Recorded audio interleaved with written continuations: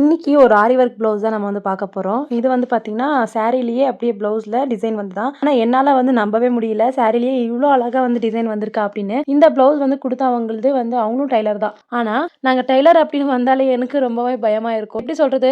கஸ்டமராச்சும் புரிஞ்சுப்பாங்க. ஆனா டெய்லர் வந்து இன்னொரு டெய்லர் வந்து புரிஞ்சுக்கவே மாட்டாங்க. அந்த மாரி தான் இன்னைக்கு நடந்தது. என்னன்னு கடைசியில சொல்றேன். கடைசியில பாருங்க. இப்போ வந்து பார்த்தீங்கன்னா, சொதப்பல் பண்ணிட்டேன்.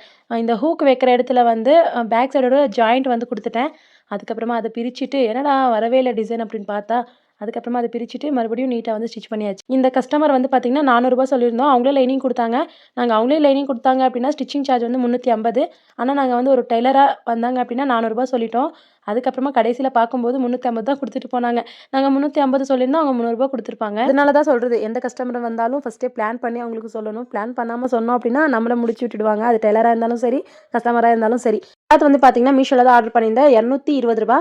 ஸோ இதில வந்து மேக்ஸி ஸ்டிச் பண்ணிக்கலாம் அப்படின்னு வந்து நானும் தங்கச்சியும் வந்து கட் பண்ணி ஸ்டிச் பண்ண ஸ்டார்ட் பண்ணிட்டோம்.